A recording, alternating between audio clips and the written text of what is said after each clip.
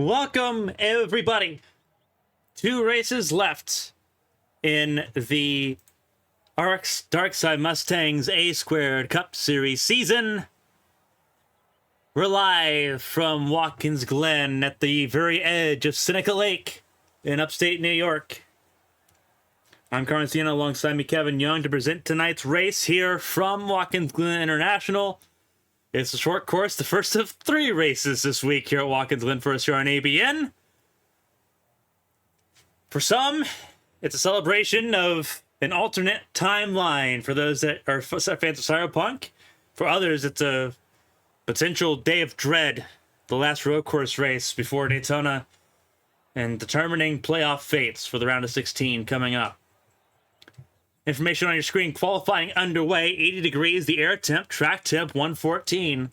Next to no wind, not a lot of humidity, so drivers will have a little bit to deal with as far as managing tire wear across this 45-lap main event tonight. But there's a lot to do before we get there. Kevin, this is a track that very near and dear to you. What are we looking forward to tonight? I mean, first of all, great track, great location. Personally, a hometown track myself. Only thing is I can't drive it worth a you-know-what. But regardless, great track. You're going to see, obviously, major pass roads going out in the straight. It can be a bit tricky to pass in these new stock cars, especially with aero push on that line. But if you can run the line right, you're just going to try to hope a driver ahead of you makes a slight mistake, and you're going to try to capitalize. But there should be some good, clean driving. And looking at the qualifying times right now, it's something that we haven't seen often. Aiden Norman, that 6'2", looks human on a road course, as he's got 3 drivers currently ahead of him in the qualifying pylon. Absolutely, and you'll see some changes to our qualifying, to really our timing board here. Yep, you'll see a mixture of black and red, first of all. For those that are unfamiliar, this is a win and you're in format for the full-time drivers. If you have won a race and you're locked in, your number is outlined in red. If you're not locked in or if you're not eligible, your number's outlined in black. So a lot of drivers still on the outside looking in. A lot of drivers not locked in yet. 11 drivers are locked in to the playoffs that start after Daytona in a couple weeks' time.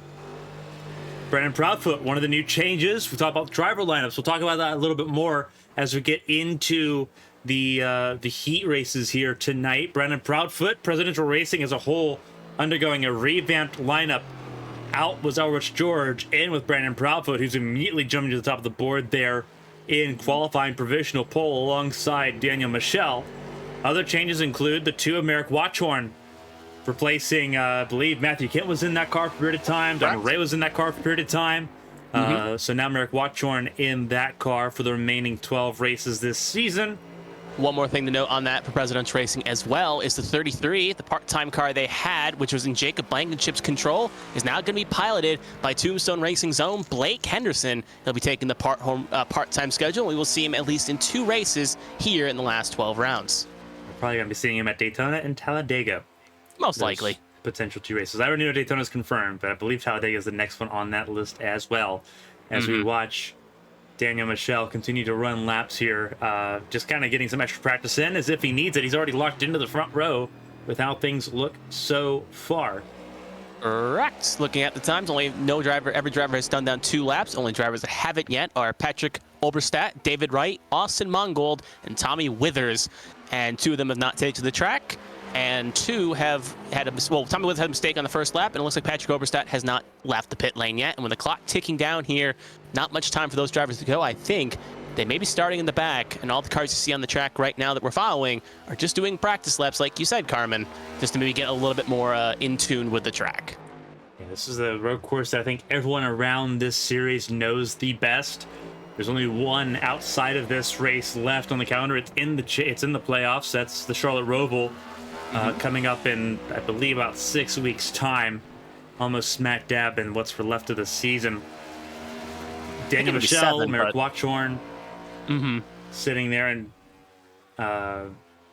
again, this is going to be it's the most famous, I would say, the most famous road course in the United States. A lot of stock car drivers, a lot of open wheel fans love this track. It's got a lot of history to it, dating all the way back to the 1950s when it was a street course. Obviously, what we've seen now has been in place for almost 3 decades. A lot of the features we see now came obviously after the passing of J.D. McDuffie back in the early 1990s. But this track since then has not gotten a lot of changes, a lot of modernization, runoff and all that stuff. But as far as the layout, has not changed off much since then. I mean, the only real thing you could change is either A, get rid of the bus stop, which they wouldn't probably do for safety concerns, obviously, in the passing of JD McDuffie in that case. And the only other thing would be running the Champ Car or 6 Hours the Glen layout.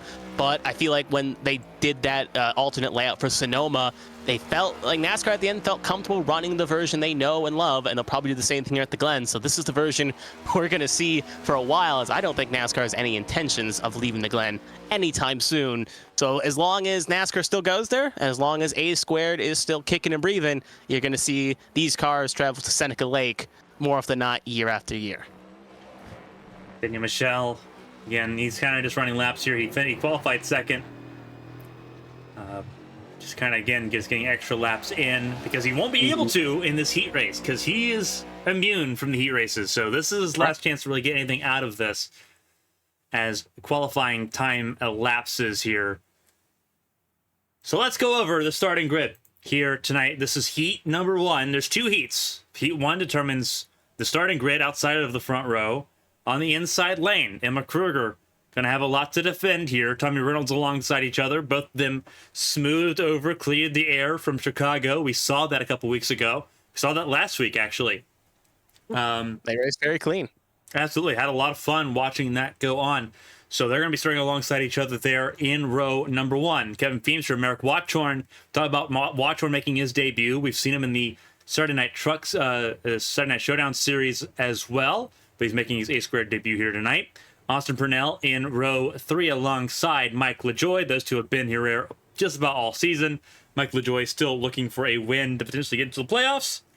Gonna take a little bit of a miracle tonight, but there's always Daytona as well. And as team-oriented as this series has been, we will see how it goes. Josh Garrison, Patrick Oberstadt, another new face. Patrick Oberstadt joining Steven Oberstadt in the yeah, absolutely for Prophecy. So we'll see Oberstadt family members going against each other here in this race. Josh Garrison alongside him in row 4. And David Wright, who's already locked in, can take it easy, knowing he's already safe and sound going into the playoffs here. Yeah, personally, I think if you ask David Wright, he's probably not the favorite of the road courses here. We saw that last week at Indy Road Course. Very glad he got that win at Richmond because he knew he's probably going to cost some points up here on this little road course swing. But with that win, he doesn't have to worry about these road courses. He can do what he needs to and just have some fun here around Seneca Lake. Speaking of some driver changes, we'll talk about our current pole sitter here in heat number 1, Tommy Reynolds. Even though you're saying what happened to him, he ended up changing teams in regard. He went from Bandit Racing, who had a big turnover of different drivers coming in and people moving. He is now driving for B-Tron Racing, taking over the 27 charter of Jack Mulkey, and now he will be in that number 7 still for B-Tron. So he's going to help B-Tron try to close up the constructors gap here. They are 500 points back on the lead of Line Power currently, 3,169 to 2,609 for B-Tron. So all hands on deck to see if maybe they can ring back up that constructors battle. A lot of work to do as we see this starting grid one last time. Only a 3-lap heat. Same thing for the next heat as well, which will determine the outside lane for rows 2 through 10.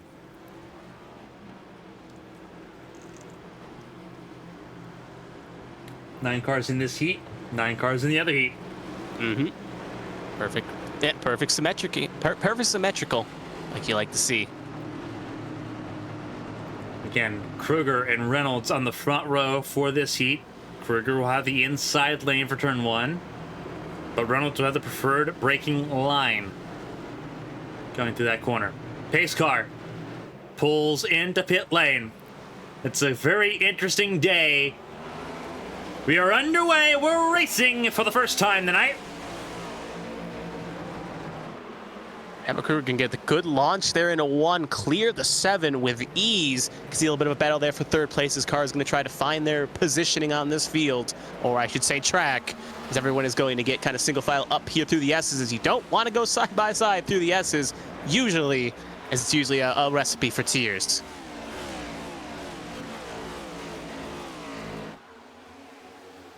Down into the bus stop for the first time tonight.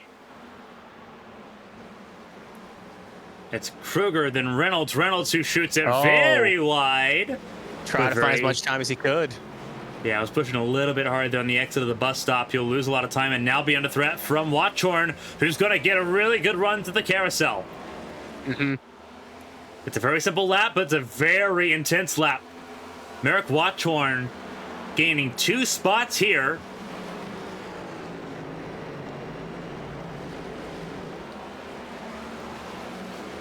Watchorn has experience as this track in the next gen, raced in the HTL Cup Series race here last season. Went a lap down due to an inopportune caution.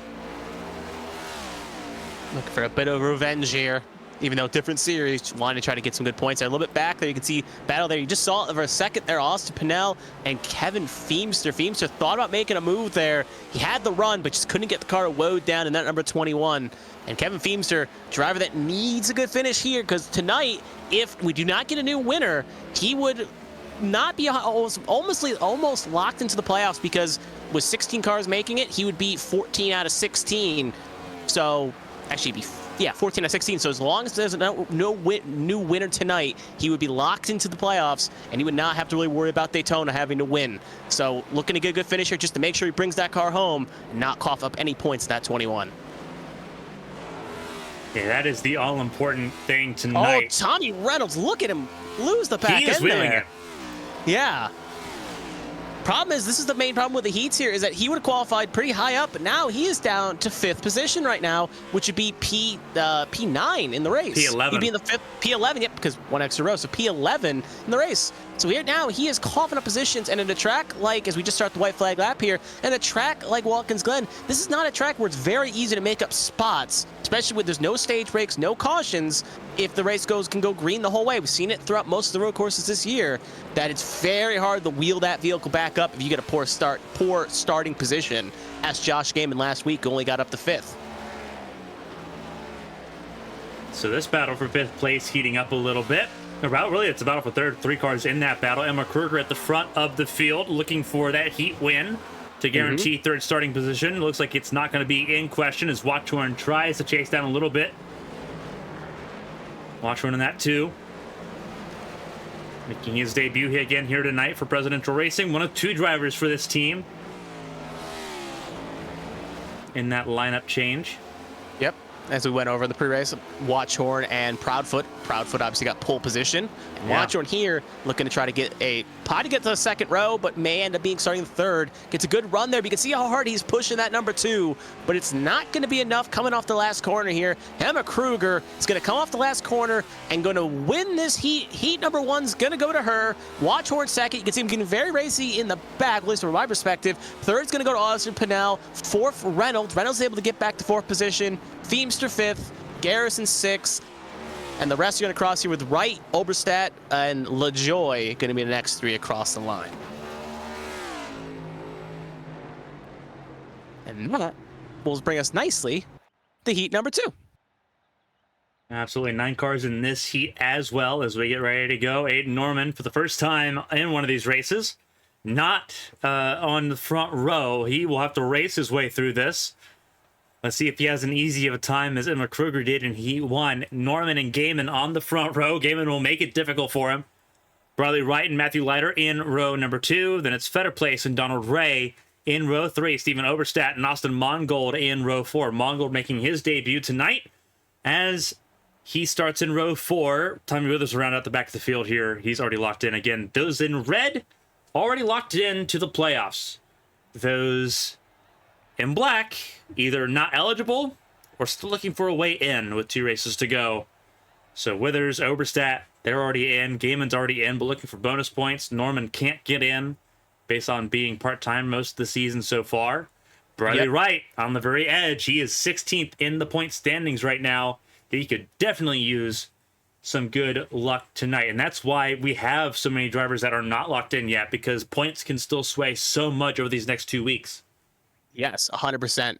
Looking at the list alone, like we will go over the points as well, but we'll talk about it now as I will pull up the points here for myself. Brian Wright, last car in because of the driver shuffle and Toby Estes, who was driving for Bandit Racing, not being on a full-time roster anymore, getting dropped due to whatever reason, he is no longer eligible for a playoff spot, pushing the queue up one. So now Emma Kruger, who was the last one in, it now goes to Briley Wright, who is now 33 ahead of James Kerr. And with James Kerr not here tonight, it's a good chance to push upward.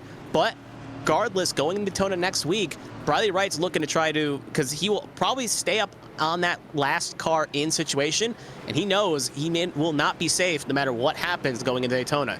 Unless he wins, he will not be locked in. Speaking of other driver changes, speaking of a Bandit Racing and Briley Wright, they did have a big overhaul like I alluded to in the pre-race. We'll go over that now. Noah Bellevue will fill in for Toby Estes in number 29. He will now be on a full-time basis. Joshua Garrison will now be driving for Bandit Racing. He has also switched homes. He went from Prophecy to Bandit. Aiden Norman, who we talked about in 62, he is now a full-time competitor here in that number 62. However, as Carmen was alluding to, if you were part-time to full-time, you cannot qualify for the playoffs. So Aiden Norman will not be in the playoffs no matter what happens here tonight and Daytona. He is just looking to help Bandit Racing, help them in the constructors, and try to bring up the close the gaps. They're only 200 points back of line power. To finish up the Bandit Racing machineries, that will mean Cody Riggs, who was a full-time driver, will now slide down the part-time net number 3, and he will be another driver that cannot qualify for the playoffs, now being part-time. So Bandit Racing had a big overturn, and they felt like this was the best chance to try to catch Sunday Money Racing and Line Power, currently 2-1 at the top of the standings. So we'll see if Bandit Racing, this gamble pays off for them, or maybe it will blow up in their face, and they won't bring home Constructor Gold.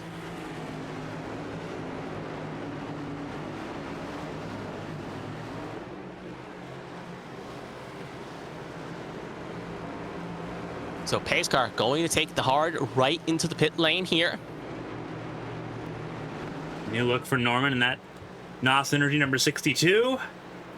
It's Norman and Gaiman, front of the field, and away we go. Looks like Norman gets a good launch there, but Gaiman not going to allow him to go quietly into tonight. They could be side by side. They will be side by side going into one here. Norman has preferred line. Gaiman, though, not going to keep the foot in it, and they're going to still be side by side through the tricky S's. Norman's going to have the advantage here, but Gaiman gets a little loose there going up the hill. That's going to be Gaiman momentum. got more than loose. He is still sideways, and I think he may have got help. He got no assistance, but Leiter was almost involved in that. I thought that was what's going to happen. You see another incident here. And Briley Wright. Correct. Briley Wright not needing that. There's Oberstadt getting it flipped around here, going to back it up to a bit of a three-point turn, and he'll get it going. You can see Gaiman blowing through the bus stop there, clearly having some major damage. And we saw it last week at Indy Road Course, just commodity corner 1 and got a poor qualifying spot because of it. It looks like that is going to be the same thing here in Watkins Glen as well, and he will have to carve his way up through the field like he did last week at Indy Road Course. We can see up front, it's David Norman, Matthew Leiter, Brandon Featherplace, 1, 2, 3, but Aiden Norman comfortably ahead of Matthew Leiter at the moment by about 2.4.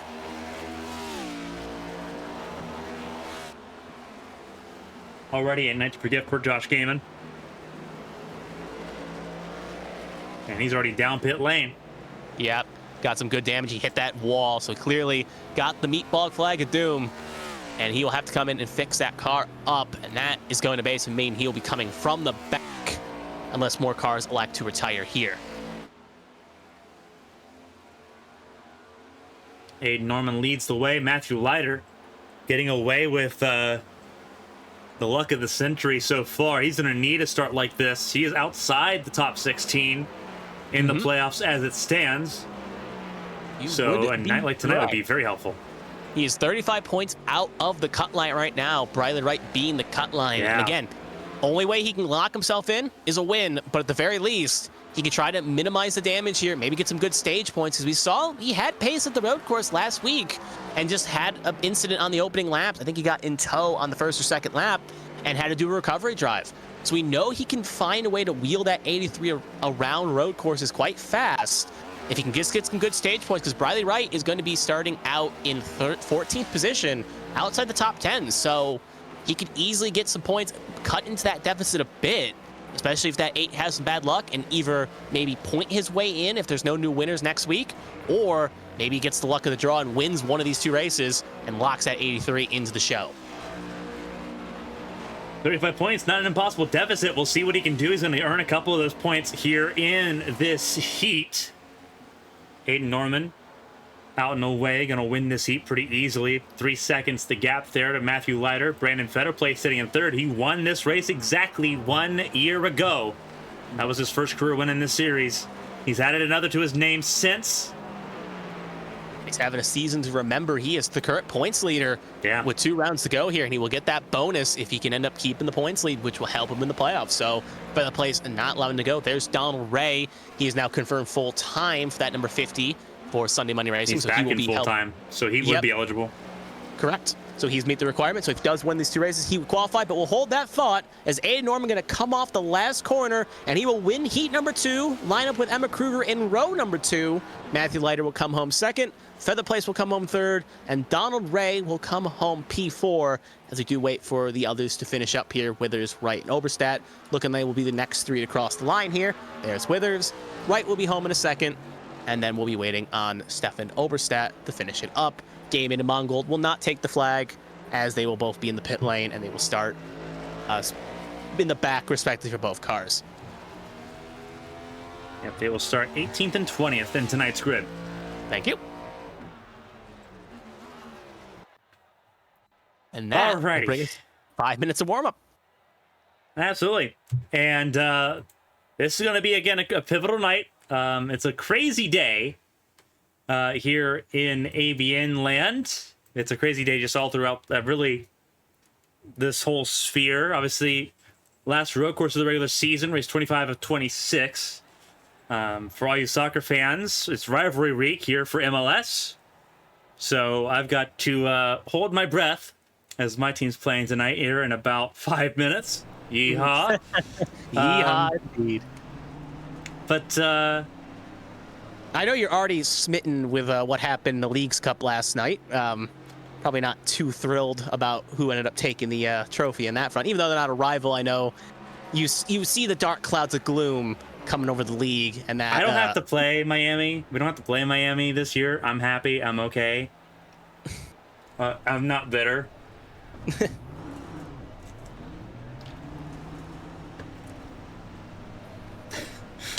There's some that are they have a little bit more to be upset about as far as the football is concerned. So yeah, but yeah, regardless, 3 minutes to go, we're going to see drivers elected to take obviously warm-up here. Not many laps they can get done with this being such a long track. And with pit road not being the most trickiest thing in the world, even though some will recall when Bobby Labonte ended up hitting the barrels, I think, in 09. Yeah, so, that was the 09 one. Yep. This track, the pit lane's not tricky. It's just very, very slow. Yeah. You think about how slow this pit lane is. That's the most crucial part. You'll see a lot of speeding penalties potentially, especially if we have a lot of green flag pit stops. Just drivers, as Josh Galen again in the S, struggling. Yeah. The pit lane speeding penalty, that's the thing we see the most often here across all of our series that we broadcast here at Watkins Glen.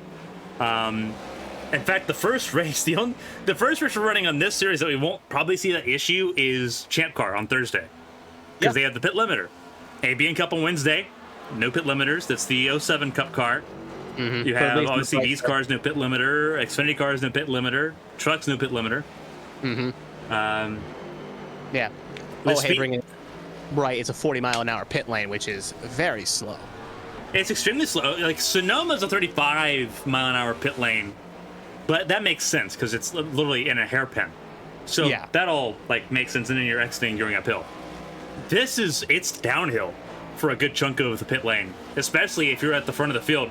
You're going downhill. You're trail braking your way through pit lane, so it's very easy to mess up. So for the drivers today, pit lane, and we've seen this on a couple of different occasions. We saw it in Las Vegas earlier this year. Seen it at Atlanta. Atlanta's another one where it's going to be very interesting. Pit lane is so crucial to whether or not you do well or not tonight. And the fact we've not seen a lot of drivers practice that is very interesting. I've been in this session all the way back when practice first started, back around 5 p.m., and drivers weren't really practicing pit entry. They weren't practicing the pit lane at all. That's a lot of bravado for drivers that we've seen over the course of the season have a lot of issues on pit lane for one reason or another. And there's no cautions. There's no planned stage breaks in tonight's race. That is going to be a very interesting story to kind of follow, to see who all can keep themselves proper on pit lane and who might throw the race away in one of those pit stops. Daniel Michel, he's starting in P2. Currently top of the board as drivers start setting lap times here in the last couple minutes of warm-up.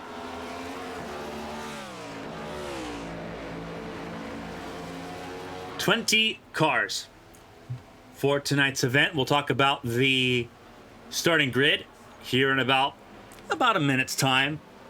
For everyone that's tuning in and spending your time with us here on ABN, we appreciate you. No matter where you are in the world, if you're on the West Coast, stay safe.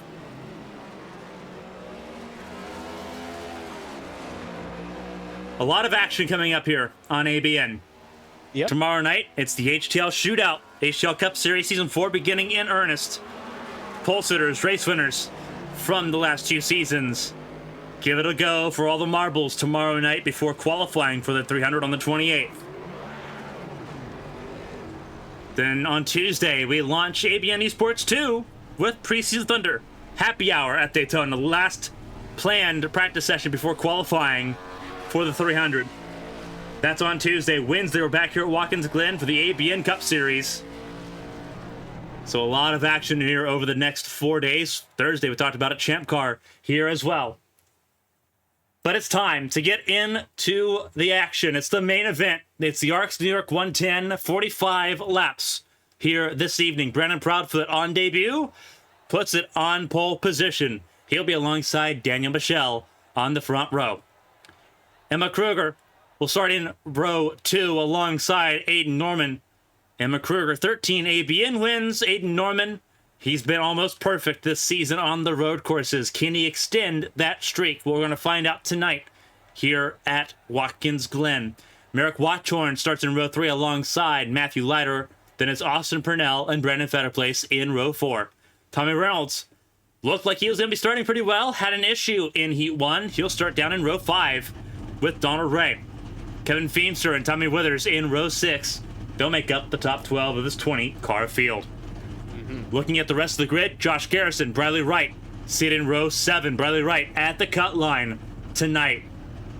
He needs to gain points, and it's going to be very difficult when drivers around him are ahead of him in those points. David Wright, Steven Oberstadt in row number 8. Patrick Oberstadt in his debut will start near the back of the field alongside another debutant, Ed Austin Mongold. Mike LaJoy for Black Acid Racing will start into the back of the field alongside Josh Gaiman, who crashed not only in Heat 2, but in warm-up. Keep an eye on the 61 car, who may be out of this race early. Same with the 34 Brandon Fetterplace, who is under the weather and feeling ill. And keep an eye on the 25 of Daniel Michel, who lives in California. Fontana was his home race. He won his home race. But as I talked about, staying safe on the West Coast, there's a hurricane, and there was a 5.0 magnitude earthquake on that side of the country earlier today. So a lot going on there for Daniel Michel. Obviously, we hope that he stays safe in tonight's race. Obviously, if he disappears and has to take care of himself, 100% understand that. There's no reason for him to do anything out of the ordinary in tonight's race. Not that important. He's already got his race wins. He's already good to go. Yeah. But that is a lot to kind of take in here tonight. See a few cars cutting through the bus stop there to make sure they don't have to go side by side through the chicane. One more thing quickly to run over here is we didn't go through all the team changes yet. We have one more team I did not personally adjust yet. Prophecy Motorsports, currently last in the constructors, looking to kind of maybe throw a Hail Mary here to see if they can get some cars lined up to make a good run at this. Tommy Withers obviously keeps the seat. He's still full-time. As we talk with some debutants, Patrick Oberstadt will now run the 6. He is now full-time. He's going to take Dustin Painter's seat as he goes to part-time in the 65. And the last switch would be Joshua Garrison, who ended up jumping up to Bandit Racing, will be replaced with Austin Mongold in the 84. So Profits Motorsports, pretty much still the same, just a few extra little switches, and that is majority of the driver changes we've seen here tonight, and these are the cars you're going to see for the next 12 weeks. And at the end of the 12 weeks, we're going to see a Constructors Champion and a Drivers Champion, but let's not get ahead of ourselves as we got this race about to start. Brandon Proudfoot in the 22, Danny Michelle in the 25. It's almost showtime. 20 cars tonight, 2 races to go until the playoffs begin. Does someone punch their ticket tonight? Green flag is in the air, and we're underway. We're racing at Watkins Glen. Chaotic into one here, but looks like everyone's holding station for the most part. Everyone fanning out for the most part. We look okay. You can see right there, Tommy Reynolds trying to get up for the fielder. Almost 3 wide. There's Feemster trying to stick a nose behind.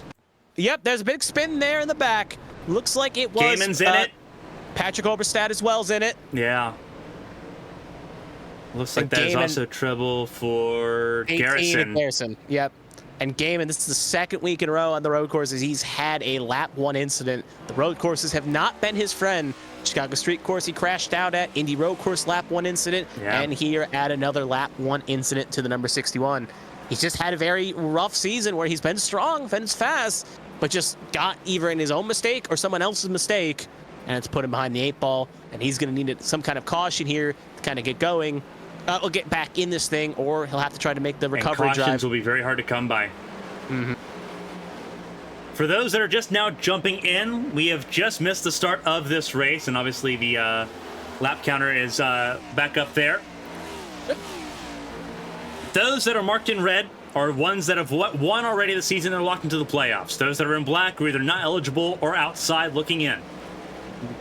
So that's what we're looking at right now. Proudfoot not eligible, making his debut tonight in this series. We've seen him in the HTL Cup Series as he leads the way through the S's here for lap 2.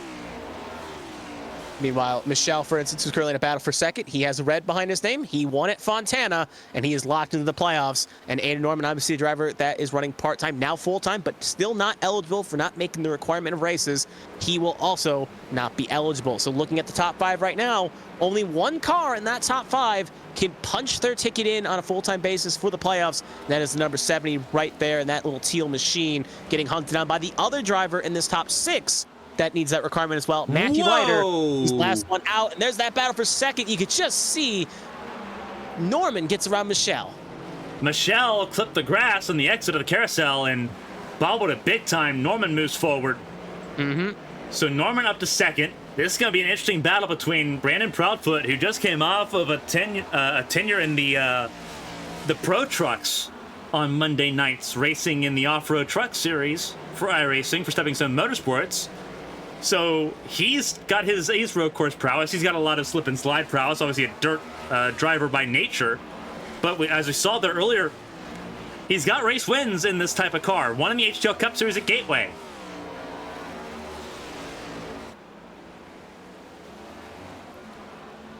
And you could say that again. Aiden Norman trying to chase him down. Did not have a good night last night as Proudfoot tries letting it hang out. Aiden Norman's not someone you're going to want to kind of be messy there. Oh, look at that. He's on the bumper. Yeah, absolutely that he too. is. He's pushing him through the tri-oval there. Right on board with Aiden Norman as he tries to get to the race lead. He was upset that he did not get pole position in qualifying. Make quick work of Heat 2 to stay in row 2 for the start of this race, but now attacking the 22 of Proudfoot as they go through turn 7. Look at that, just hanging it out that he can. You can see Norman's got the speed. He thinks he can get around here. We'll see if he makes a move into 1. Looks like he'll think better of it here. Does not want to send it obviously on lap 4 when he knows he thinks he's got the pace. Right there, a little checkup by the 22. Norman is just kind of playing with his food here right now. He's got a faster car. He's letting the 22 know, I'm here. I'm going to go around now. And he's not going to have the preferred line, but he's just letting that 22 knowing if you don't pick it up, I'm going to force it around you whether you like it or you don't. He's not afraid of using the bumper either. Yeah. That's the important 100%. thing. He is 100%. If he needs to get through, and again, neither of these drivers are playoff eligible. It's all for bragging rights and spoilers here. Yep. And, well, constructor points as well for both teams. President's That's Racing less of an issue. It's more about bragging spoils here. Oh, yeah, no, 100%. They're here for their own pride. They're checkers or wreckers. If they don't bring them the checker flag, then it's all for naught. Proudfoot going to be doing double duty here on Sundays and Mondays in this type of car. Racing for Presidential Racing tonight, racing for Stepping Stone on Monday nights here very shortly.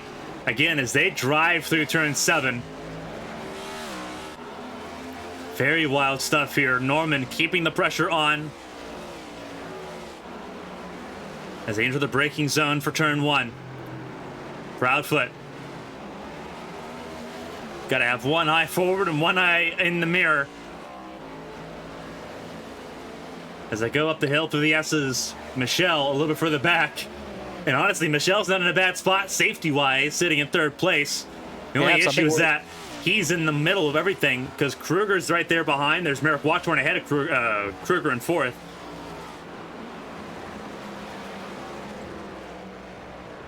They are going to get up some lap traffic here. Looks like I think it's going to be probably right. They are going to catch here in about a few seconds here. So apparently, stepping in here a little bit, so getting some information. Apparently, the status has changed between last week and this week. Ooh. So there is a chance they can race and win their way in, despite Proudfoot making his debut tonight and Norman having less than 6 starts. Okay, so both drivers have... So that's a monkey wrench right now, because obviously Aiden Norman's previous wins do not count.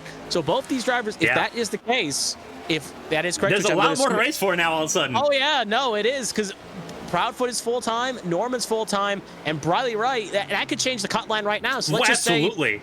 If any of these 2 drivers win, that's going to change the cut line. Briley Wright is now first one out. Emma Kruger, who's looking good to be locked in at the moment with how it all shook up, is now could be the first one on the cut line going into Daytona, where it's a must-win race. So right now, this is playoff, duke out for the playoffs here. And we know Proudfoot, we don't know, obviously Proudfoot Norman, we know are strong at road courses right now for what we're seeing. Oh, Norman just tagged the wall. Hits it hard. That was a hard impact for Aiden Norman. He tried to cut it short. Much. Yeah. Wow. That thing bounced, and that thing got a big lick there. The fact that car is still turning is insane, because he clobbered that Armco, cutting it way too tight. That was similar to what he did in qualifying. Yeah. Michelle's going to get past in the 25. Then there's Watchorn, who is also playoff eligible, by the way, sitting right there in the 3rd position. And Norman may have to make a pit stop early. He's trying to feel it out. God, that kind of caught me off guard, like how he turned in just a little bit too much. It almost reminds me of the old EA games. If you went a little too deep in the bus stop, you'd hit the chaining wall they put so you couldn't cut the track. But now at least looks at 6-2 coming back on the 2 here. So it looks like if there is damage, it's not major enough that he needs to pull down just yet. He can wait for that pit stop and burn that fast spur he has. So he feels confident that 62, that thing is still good, and he can drive that thing back up towards the front. From the top view, from the roof camera we have on Aiden Norman's machine, doesn't look out of flush, but it's all about how it looks from the front, and it looks crumpled up from the front. Yeah. It's weird because, again, we've seen things that look like, because I took a look at Briley Wright on Incident 1. He had a similar crumpled panel, and he deemed it was necessary enough to come in on that opening lap caution. Yet, on the same regard, Norman hit that wall a ton. Basically, you saw that thing bounce off that wall like a rubber ball on a cement floor, and yet he feels confident enough that I can get back up to the front right now, and he's gaining time. I mean, we'll look at his next time here on the lap board here. Best lap in the race was a 1:11.61, and there was a 1:12.93, which is only about 5 tenths off Proudfoot with a 1:12.43, and Daniel Michelle with a 1:12.05. He's about a second back on that. So he's still running good times. He's running similar times to the leaders. So that car, even though it does look wounded, looks like it's not damaged enough that he feels like he can do it. And right now he's challenging Michelle for second. He wants it back, and he wants to get back up there and try to lock his way into the playoffs at number 62. He's got a lot of work to do. Proudfoot was driving very defensively as far as that first little battle here, and Norman's going to try to take it to him. And I have a feeling a little bit of driving with anger now for Norman, because that's a mistake we don't see Aiden Norman make hardly ever. No. All the road courses we watched so far this season, we showed up, we have not seen one of those mistakes. This is the first time, like I said, during qualifying, he looked human. During the heat, he showed that same Aiden Norman we've seen, and now with mistake, we'll see how he reacts. It's like an undefeated fighter getting popped in the mouth for the first time. We'll see how he reacts to this. Can he get that back going? Can he get back to that lead? Or will the anger overtake him and he'll suffer from the shock? The only thing I can think of is that he hit it more on the front than he did with the side, because this car, as we know, has ridden almost infamously very weak tow bars, or yeah, tow bars essentially, or tie rods. There you go. There's the word for it. I'm not an engineer, but nope. These tie rods are very weak in this car. It's a Dallara produced car. And the only thing I can think of is that he hit it more flush with the body panel than he did hitting it sideways. Because if he had clipped the actual wheel with it, that would be game over. Then it would have stopped turning, because obviously it would have snapped there. And obviously Twitch chat's saying toe links, so got it. But that, if it's more flush with the body panel, then he can get away with it. But now he's burned his tires up trying to get back to Proudfoot. And Proudfoot's had a chance to sit back and relax a second. That's a big difference now, as obviously we touched lap 10 of 45. This will be a race that goes by extraordinarily quick. We had a chance for a caution on the opening lap. They didn't throw it. Everyone got moved and got cleared, which was the right call to make. Obviously, Josh Gaiman in that process moved up to the 8th position as drivers begin to make mistakes. Obviously, this track, very renowned, very well known, but still difficult in these cars. These are 3,500-pound stock cars going almost 175 into the bus stop here. Yep, give or take 174, 175 is, I can see on the top speeds, the speed going into the bus stop right now. So they go quite fast, especially in the draft. It can be done now. Norman set the fastest lap of the race last time by there in that number 62. So he is showing that speed. So again, that damage has not slowed him down enough. And you can see in the distance there, it's just showing like Michelle right now in a bit of a distant third. And you can see Emma Kruger getting caught up by Tommy Reynolds. So a little bit of a battle for between 4, 5, and 6 at the moment. But this is the main battle we have right now. Two heavyweight road course drivers looking, because again, with the newfound information we know, this is playoff eligibility we're fighting for. Win the race, you're in. You cut it close, but you're in. So it's a fight. And Aiden Norman, who has won 4 races this season, has shown he's got the pace, but just not on a full-time schedule. He wants to make sure that those 4 were up for naught and fight for a championship if he can, that 62. Getting running about with Norman as you go down towards the bus stop here on lap 11.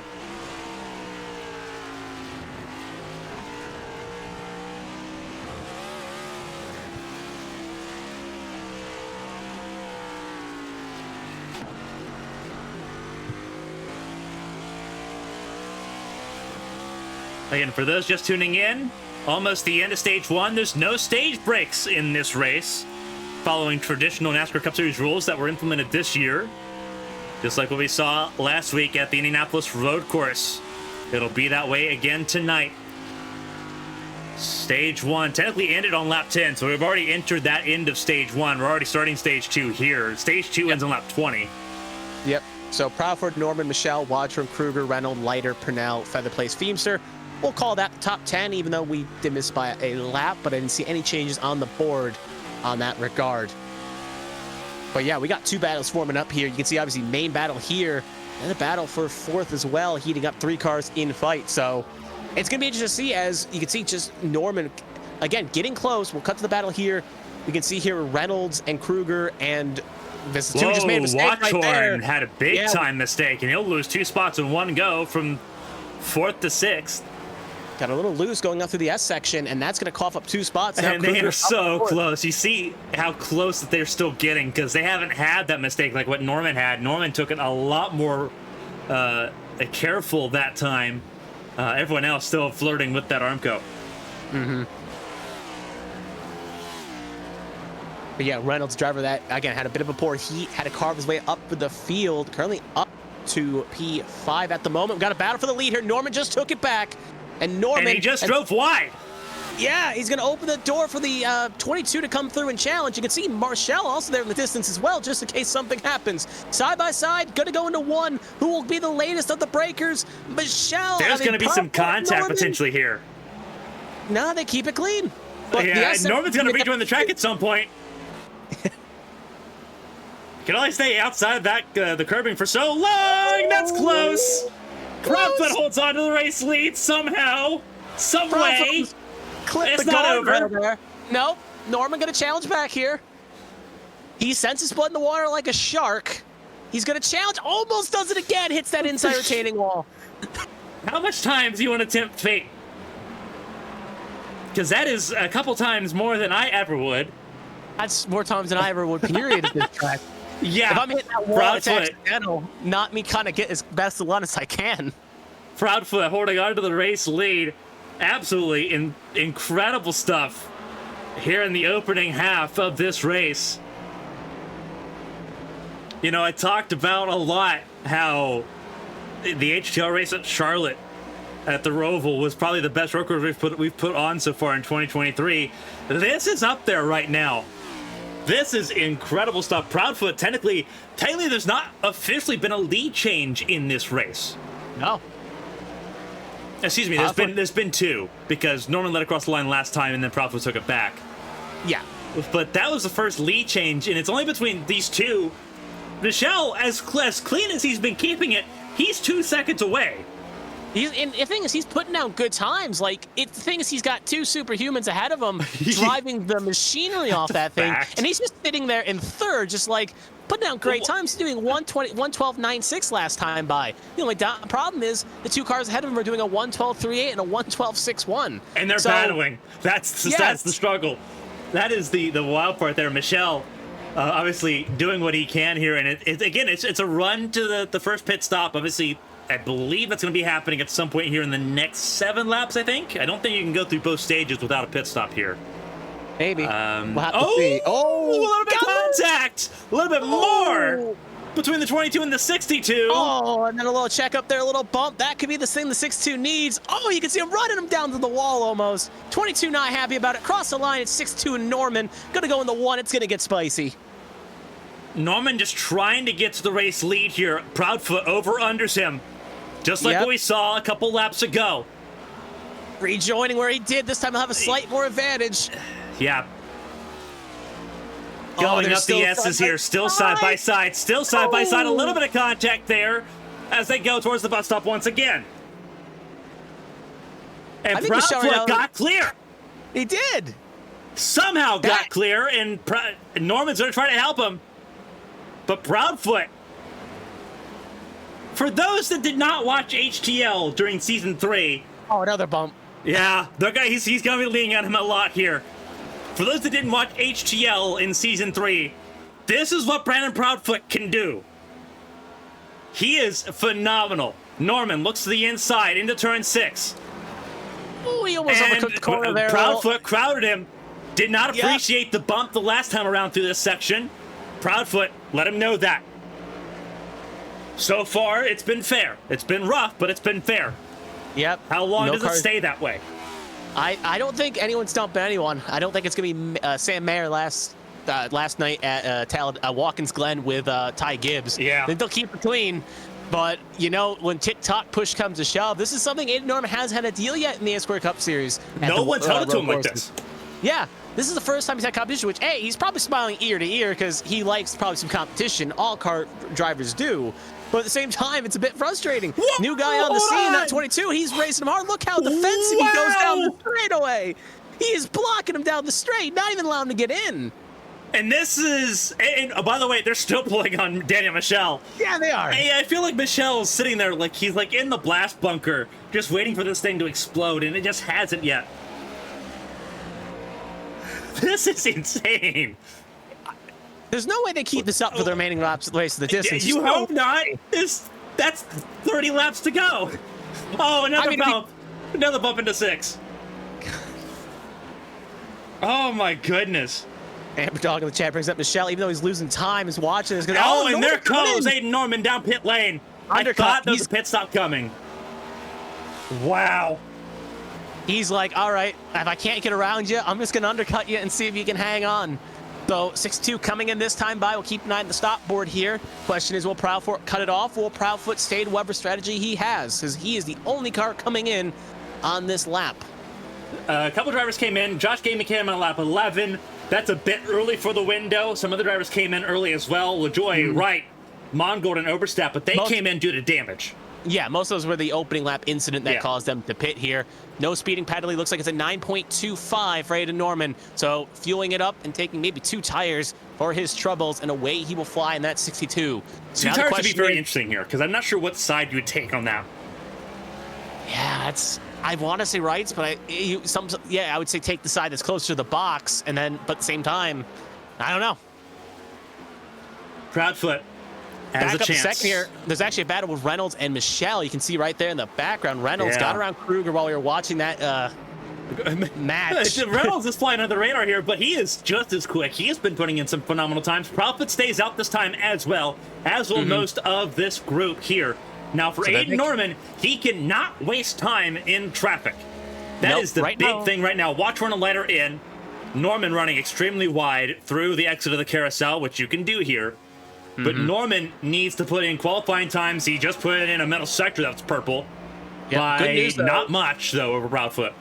Oh, Watchhorn and Lighter both in as well. They have come in, so this is scheduled to stop for them. So we will see the rest of the field pitting here soon. But the good advantage, at least for Norman's case, he's got a lot of clear real estate, about a 10-second-ish gap. You want to talk about putting in quick times, though. Proudfoot just put in his best. Oh, so he is putting in qualifying times right now. Yeah, because he knows, like, he needs to cover off the best he can, and Norman's case, like, he needs to minimize the damage if he's going to stay on the overcut. And they both got clean tracks, so this is going to be interesting to see here. And it's likely, if Proudfoot doesn't pit in the next lap or two, he is going to hit Oberstadt before Norman gets any traffic. So we'll see what this 22 does here, driving that U.S.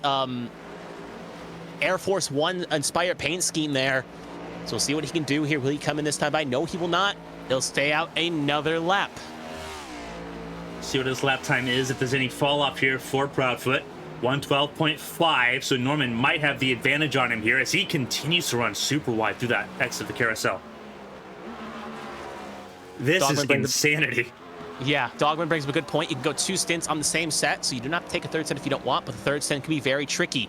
So we're going to see at least 2 pit stops and then possibly a run to the finish. They may be, if they do not take tires, they're going to really end up struggling in that regard.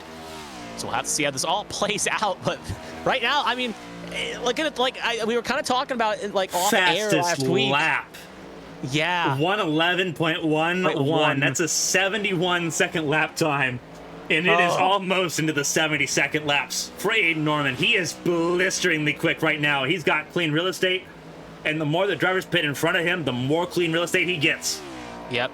Looks like he'll finally get into some traffic here, though. About 3 seconds down the timing board, he'll catch Austin Purnell, Kevin Feemster, and Brandon Featherplace. Next 3 up the road here.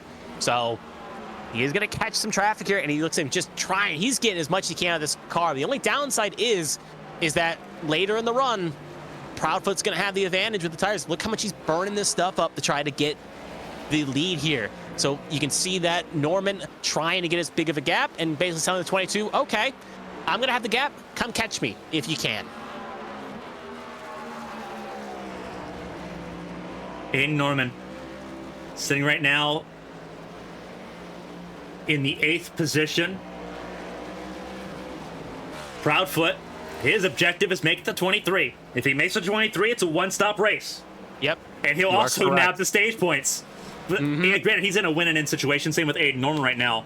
But those stage points, that helps a little bit. Those are extra points in the playoffs if you get to that point. And Proudfoot would have the strategic advantage of being able to make this on one stop and being able to cut off what is effectively a 40-second pit lane time. Yeah, because there's no way, no matter how fast Aiden Norman goes, there's no way. He'd have to basically, right now, again, if he goes that distance, game plan for Norman, get a big enough gap, try to minimize damage, and then chase him back down. And right now, though, Aiden Norman trying to get around Austin Purnell, got shot blocked a bit. You can just see the speed difference. Yeah. Like, he was trying to hit that corner the best way he could, and it's just a speed difference, and I don't think Austin Purnell did it intentionally, but you could just see 2 cars fighting for the same piece of track. Proudfoot and Reynolds are in. They are in pit lane, and that is a massive cars in. Watchhorn, Garrison in. So you cannot make it to halfway here. Norman going to go on Austin Pinnell's. Just shy of halfway. Yep, so there will be another stop scheduled unless they can find a way to get that extra switch out of it. Oh, they are not even close. Norman's going to have this one in the bag. The issue is just that. How long can he hold on to it? Yep. Have to keep an eye on timing and scoring here. Kruger in the race lead. Kruger and Michelle both stay out another lap here as we get closer and closer to the required run. 23 laps would be enough on one stint. It raises the question. We're on lap 21 right now. They're going to come, presumably pit to coming to lap 22. If they can find that extra lap and a half, maybe they play it out in strategy here. Maybe they play the spoiler to the battle we're watching. We'll have to wait and see how it all plays out, though. But they're closer to, because we saw most of the gaggle that came in. They couldn't hit the number. But Kruger and Michelle have a better chance here at the moment to hit the number they need. I don't know if Kruger needs to go 2 more laps, and that's so difficult to do. I'm not saying it's easy, but I'm saying it's at least possible. We'll see if she stays out. Here she is. She is going to, and so will Daniel Michelle. So they're going one stop here. It's not going to be easy, and at the same time, they're going to have such a tire disadvantage that you can see right now, Aiden Norman's 17.5 back right now. That tire disadvantage isn't going to matter too awful much. So, obviously, if you look here, most of those in contention did not take tires. You look at the likes of Feemster, Pinnell, and Bradley Wright. They did take tires. I don't think there's a lot of awareness for them that you don't need to take tires on that stop unless you're doing it just for comfort reasons. Mm-hmm. It's very possible. We've seen this happen before, where drivers can go the entire race without taking tires. Yeah, we've seen it on multiple road courses, which is correct. I know we saw it last week at road course. We did see a few cars elect to take at least 2 tires on stint, at the very least. But we saw at Sonoma, Chicago Street Course. Chicago Street Course, Reynolds and Kruger never took tires. Yeah, and Coda, no one took tires there as well. So it is the norm of the game on road course not to take tires because the advantage is not as big as looks like Kruger going to run into a bit of traffic here, and she is pitting this time by. She could get held a little bit on X here because of the 6. That's not going to help at all. Michelle, does he come in? Yes, he does, and that is very tight on the speed limiter, but they make it in safely. Aiden Norman coming through turns 6 and 7 will re-inherit the race lead. Yep, and he will have a 6.5 second gap to Proudfoot at the moment. Which, again, some were saying in chat, he probably should have covered off. Maybe. 100%. If you couldn't make it, or if you knew that you were a few laps away from making it, you just cover Norman off. Because that's the thing with Proudfoot. Like, Norman was driving like a driver possessed in this race. And you saw that when he was setting the low 110s, low 111s, almost 110s. Like, you had to cover him off and keep him in a position where he had to be uncomfortable. Now he's got a 6.5 second lead with cars in between. Yes. Where he knows that now no one can do the one-stop strategy. No one can. Kruger and Michelle, I don't know. I genuinely don't know. Even if because they can make it, the problem is then you've got like Norman, Proudfoot, Reynolds. They're all going to come in. They're all going to come in for a splash. So you can take that 40-second pit stop delta, which takes a 9-second pit stop delta, maybe cut that down 6 seconds, and next thing you know, you're looking at about a 33-second pit stop timer. If we assume right now where they're currently on track, Kruger and Michelle are 18, 20 seconds back. If by pit stop window closes, they are within 30 seconds behind current race leader Aiden Norman, then even if they can make that one distance, they're going to be maybe 3 seconds ahead at best with a handful of laps to go. So there's that risk that even if they can hit their magical number, they can get it, they need to have enough of a distance to make it worth it because of the short pit stop window. I'm kind of in the opposite camp. I think Kruger and Michelle can make it, or they'll be sputtering to the line, but they've got the 23 they needed. It's a 22.5 to get to 45. So if they do a little extra saving here and keep it within a reasonable margin to Aiden Norman, I think it's a hittable number. I'm looking at the 70-25. I think they may have found the cheat code here and made it worth, and it makes me wonder if maybe Proudfoot figured that out, but with that battling with Norman, he just couldn't hit it, and he thought he could have, and that's why he stayed out. And right now, the gap's now 8 seconds and climbing. So Proudfoot, it's just an odd situation. He had the speed, but it was a tough call. He thought he could have maybe made it at one stop. He didn't hit it, and now he's kind of reaping the pain of this, and now he's just got to hope maybe a caution comes out or something, get this field recycled up a bit, or maybe finds the bullet bill to get back up to first place.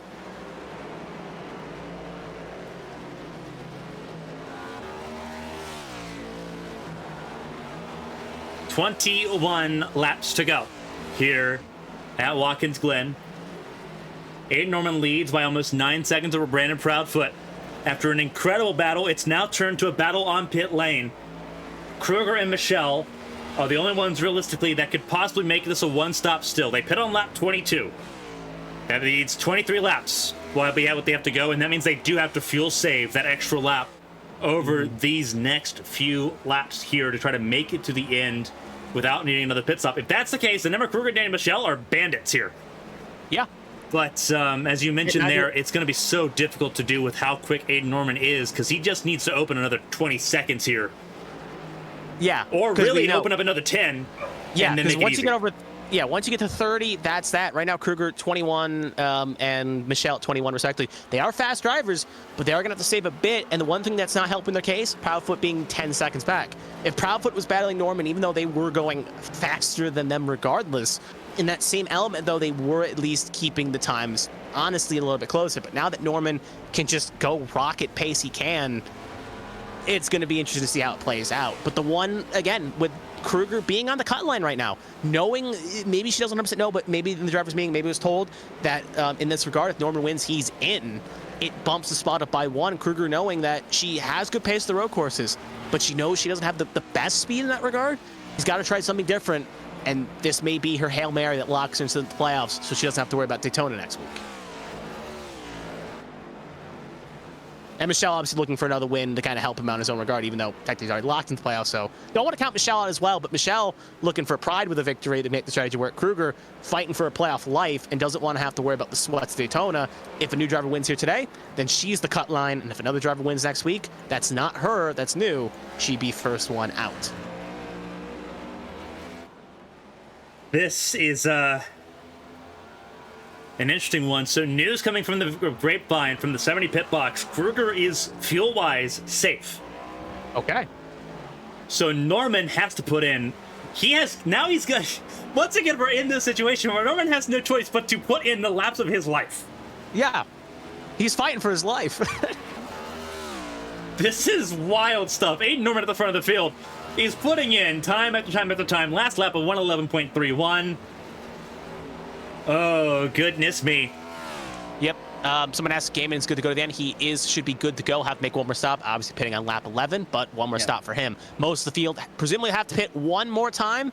Only a few cars that were hypothesizing. Emma Kruger, for instance, came to the great line that she will be good, but may have to save a little bit. If we assume that she's good, Daniel Michelle is good as well. So looking at that top 10, only 2 cars are safe right now. That's the 70 and the 25. Everyone else, one more pit stop.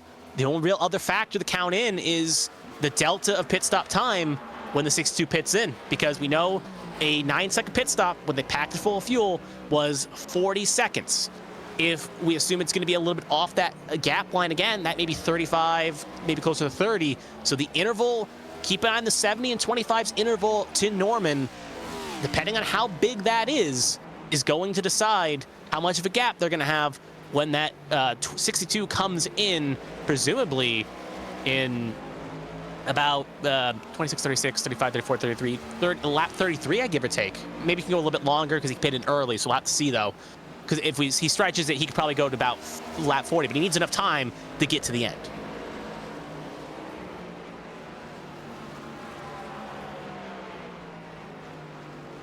Again, Aiden Norman, front of the field.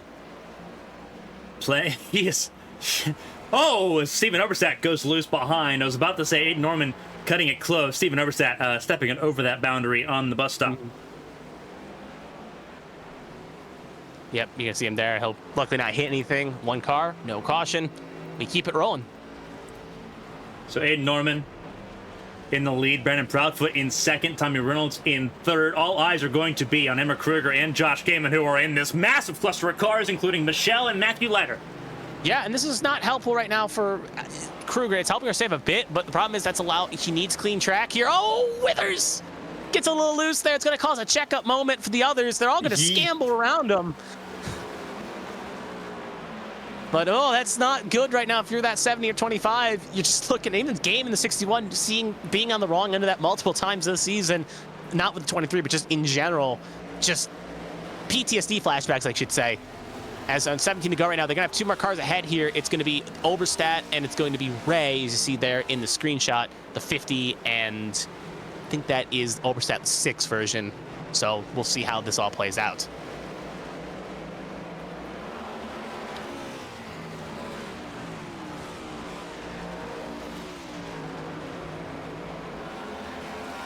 But someone brought him to check game, and great recovery drive from that 61.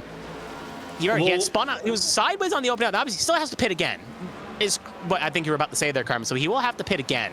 But still, most everyone will. So it's a matter of where he cycles out here. You'd be looking at the likes of Austin Purnell comes in now.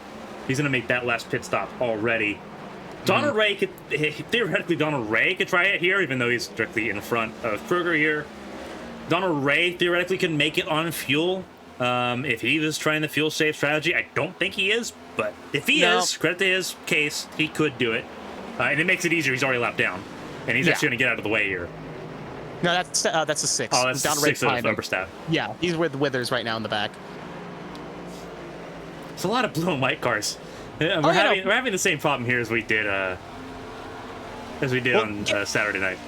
Look, give props to some cars that go against the mold, like Matthew Leiter and Emma Kruger, for instance, running completely different color palettes that we usually see on a racetrack.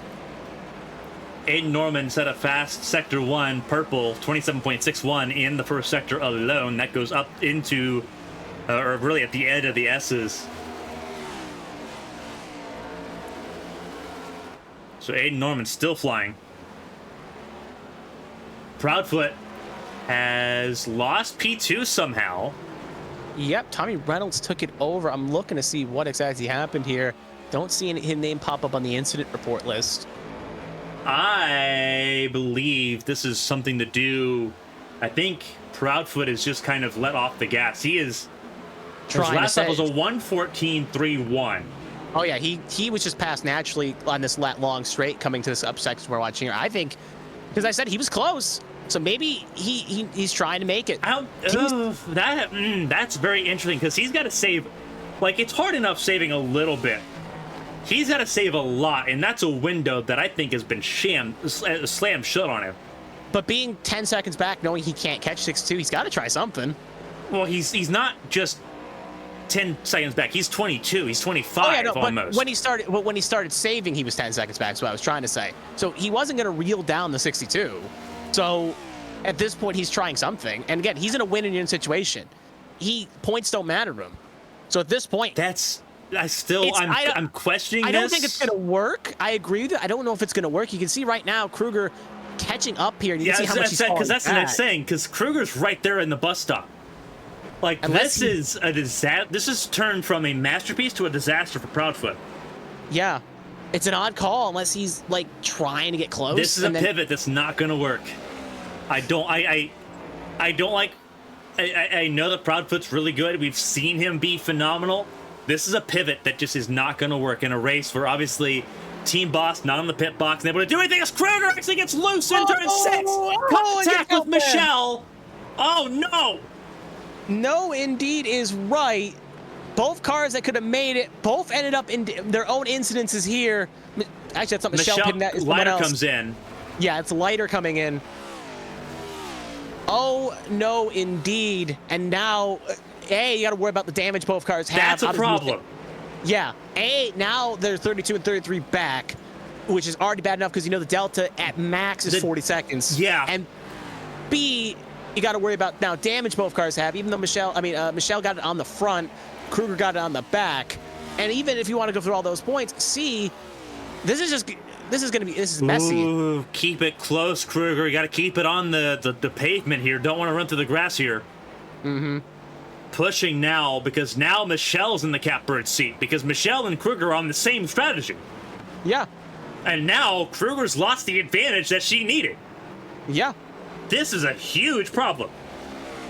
It's a big problem, and also, like I said, the time they coughed up. It's now they're 34 and 35 back. If we assume a delta's 40 seconds, yeah, even right now, even Michelle, who's down at the catbird seat, it's not much of a catbird seat because of that, as Michelle goes very wide there, trying to find as much time as he can.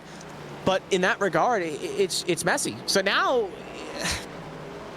it's a lot of crunching of numbers here. Norman just has to keep doing what he just did, a 1:11.10 for Aiden Norman. Fastest lap of the race. Norman knows, and he is pushing. Yeah. He knew the game plan when he pitted on 16. He knew, all right, the one stop ain't working. I'm going to go 2. I'm going to push as hard as I can on the first stint and the second stint. The only thing that could be a saving grace here is if he has to take tires, because he has been pushing so much. But the thing is, he's still setting the fast lap of the race here on lap 33. And even if he does pit, he only has to go a short distance to the line, which is with such a gap he'll have, even if he comes in, on, out, whatever, he'll still have a bit of a gap, or he'll be just slightly behind. I feel confident with where he's shown at all these road courses that he was able to make it work on worn tires and still run personal best laps. So even if he doesn't, I don't think he needs to take tires when he comes in. This is going to be a wild time. We'll kind of run through the field here before pit stops, take the leaders out of cycle here. Teams are already in pit lane. Aiden Norman became full-time Sunday evening after last week's race at Indianapolis. His previous wins did not count towards playoff eligibility. A win tonight would. Racing full-time for Bandit Racing, very critical, as they lost one of their drivers, Toby Estes, who had won at Charlotte earlier this season. They're trying to replace him with somebody else in the playoffs here. He's currently got a 23-second advantage. Tommy Reynolds, who, likewise, if he's saving fuel, might have a chance here, but Reynolds already locked in. Reynolds sitting in second, coming through the carousel now. Already the winningest driver this season, looking to break the record set by Jeremy Breo in 2022. Breo won 7 races en route to the championship last season. Now there's existential threats to that possibly happening this season. 2 things worth noting now, he's actually driving under team boss of the guy that set the record, Jeremy Breo for Beatron. And second point worth noting as well is that he's also within a shouting distance of taking over the regular season points lead. 44 back coming into the night. It's not going to matter. It's not going to matter. You're right. But it's still worth at least noting on that point. We'll now pivot to driver number 3 here, 22 of Brandon Proudfoot in third. Yeah, Proudfoot sitting in third. We'll talk about Reynolds in the regular season title at the moment, because Reynolds, this will be the first time in a month that he's gained points on Proudfoot in that, or on better place in that regard. Yeah. Proudfoot in third place debut, started off hot, started off on pole position. A poor strategy call, and now a pivot to potentially save fuel. Going the wrong way for Proudfoot, as Kruger and Michelle also lose points. They are now outside of that pit delta window that we were talking about. So a rough time for them. Obviously, Kruger now feeling the heat. Bradley Wright feeling it even more. Already a lap down in this race in 11th. Will be outside the cut line tonight with how things look right now with 11 to go. Proudfoot looking for a debut podium. However, with how this race started the first 15 laps, he would be hoping for a lot more tonight. Just a lot of strategy missed calls there for the 22 car. Honestly, right now, if you're a Kruger fan or a Bradley Wright fan, you need Tommy Reynolds to make it on a one-stop or find a way to reel down that 62. And that's not going to happen because they're both in. Yeah. They're both Reynolds in this lap. Norman in. So this is where we're going to see 10 to go here. It may cycle out for Proudfoot taking the lead here, but even at that cost, can he hang on to that? We know he can hang it, but we know the fuel is a question mark. Did he find a way to save enough? He's not even going to get the late race lead here. No, he's not. Norman just exited pit lane. It is over. Correct. It is over. Norman 4 clear, and that just, we talked about that delta. It was at 8.73. He had to be within 30 to 33 to have a chance. And Michelle Kruger maybe could have done it, but that little incident they had, it cost him. And even then, with 10 to go, it was safe to assume that Norman probably could reel him down. Norman was put under pressure for the first time tonight, and he responded in a masterclass we have not seen in this series before. I'm going to take the time and say that now. Aiden Norman, when this race is over, take a bow, because that is a masterclass performance. Proudfoot will do what he can, hopefully to hold on to second place here. Reynolds is currently in 5th place with a lot of time to try to make up. If the 3 in front of him, Michelle, Proudfoot, and Kruger, can make it on one stop and not have to pit again, then he's got a lot of work to do. This is largely a battle for second potentially worse if all three of these drivers cannot make it on field. Proudfoot would be the one with the biggest question mark as he pit on lap 20. Kruger and Michelle pit on lap 22. And then that raises the question as well, if that is the thing, Reynolds may be there to capitalize, Leiter and Gaiman as well, as if they cannot hit that magical number, that could promote them to second, third, and fourth, depending, and with them not taking tires as well, splash dash, we'll see how it all plays out in that regard. But Michelle, Kruger, and Proudfoot are going to run it till the tank runs dry. But Proudfoot sitting in second place, Daniel Michelle in third, ahead of Emma Kruger, who needed a good race today, needed a phenomenal race, but Norman had just about the best race you could put on so far. And again, with 9 laps to go, anything can happen still. And we saw that earlier this race when Norman cut it too early in that bus stop and almost threw it away completely. Kruger sitting in fourth place. Not a bad result, but this leaves it genuinely down to Daytona, whether or not she's going to make it into the playoffs or not. And Kruger has not had a stellar plate race performance this season. We've had 3 plate races so far, and Kruger has not been good in any of them. And that's just a general consensus. That's a lot of bad luck. That is typical plate racing. You can kind of throw whatever you want to throw it under. Kruger's performances on plate tracks, she has not finished top 10 yet. So that is a huge ask against Proudfoot, who's going to have a really good team behind him in Presidential Racing. Against, obviously, you look at Bandit Racing, who's now got a huge power up here. And then you have different drivers that could possibly win and get in. Her teammate, Edward Marshall, not here tonight, could easily swoop in and take it. There's a lot of question marks now going into Daytona next week that Kruger's going to have to worry about this next week coming up. It is a very tension-filled week coming up here for that 70, despite having a really good road course race tonight. Matthew Leiter, another driver who now relies on Daytona, but now needs to rely on Daytona to get in. Firmly out, not a doubt in my mind that he needs to get into Daytona now by winning Daytona. Just scoring points on Bradley Wright or Emma Kruger is not going to matter now. That is a race gap between Leiter and Kruger. Right. Huge difference. On his benefit, last plate race we went to, he finished on the podium. So he's got a chance. He's also won in a different series in ARCS. He won an SNS on a plate track. So we've seen him do it.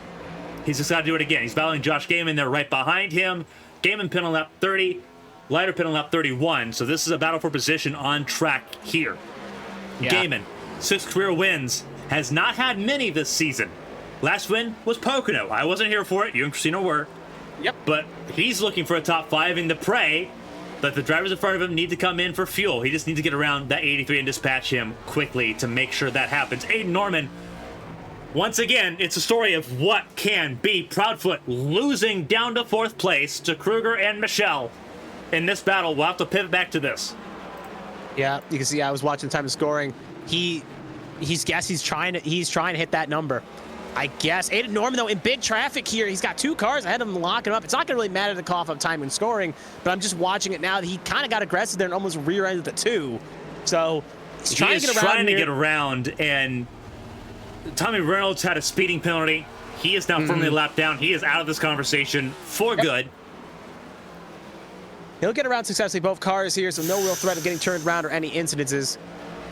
So, but it was almost close there. I was saying mow him down.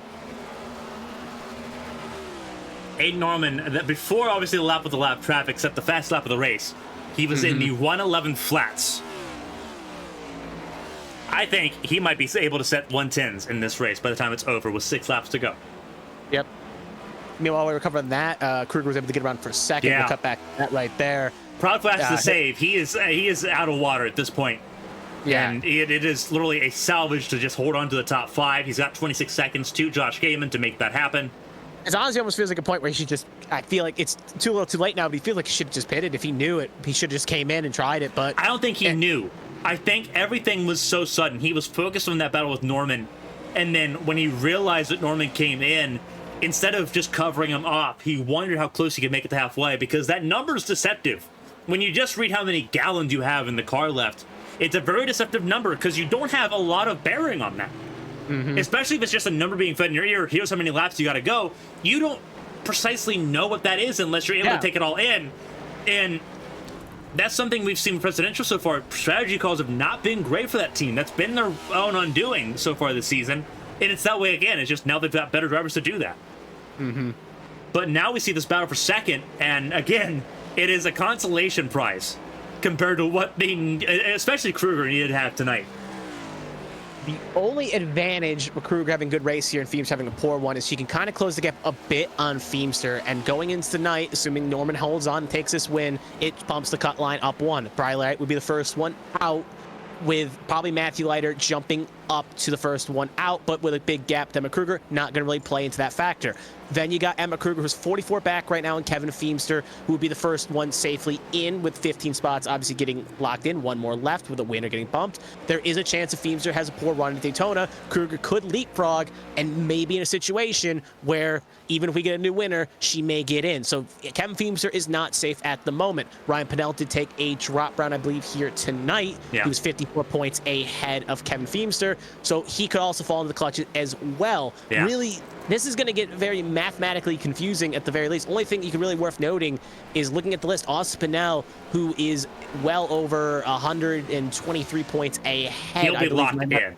Yeah, he will be locked. So he's the only, so right now looking at the standings, there will be, you could probably argue, 3 drivers, Ryan Pennell, Kevin Feemster, Emma Kruger, all within a points difference of each other enough that if one has a poor race on the high banks of Daytona and we get another winner, let's say, like, hypothetically speaking, it is Matthew Leiter, then in that regard, first driver, the lowest of the 3, which right now would be Kruger, would be out of the playoffs. So right now, again, Austin Pennell up, locked in. Everything else, still a lot to play for here, but Aiden Norman, at the very least, even though we see most of his standings with that wins, was part-time, so it doesn't count. He hangs on. They'll give that playoff spot to him now. He'll finally clock one in, and we'll be fighting for a championship in 2 weeks' time. We'll begin that fight for the championship in 2 weeks' time. There's still 10 weeks to figure out who's going to be champion here. Yeah. Slight wording, and they got multiple rounds to go through as well. So we'll see. We've seen him only at road courses and plate races. I assume he's probably got some speed on the ovals. We don't know what that 6.2 has on it per se, so we'll have to see how he plays out in that regard. But with 3 to go, though, we know he'll be a threat at the Roval. We at least can count that into it. 3 laps to go here at Watkins Glen. The battle for second place is the highest battle leveling up here. Kevin Feemster trying to defend from Josh Garrison. That is for 15th further on back here. But right now, it's Emma Kruger and Danny Michelle bound for second place with 3 to go. And they've got, if they needed to save fuel at this point, if they needed to save more fuel, they've got time. Proudfoot, 19 seconds adrift. He has had to save so much fuel. He has given up almost all of the time he's had so far. Josh Gaiman's 3 seconds behind him. There's Proudfoot. We'll pivot the camera. There's Gaiman. So Proudfoot in significant trouble. Gonna be significant trouble for Proudfoot now, who is hemorrhaging time left, right, and center. That gap just down into the bus stop from 3 seconds to 1.2.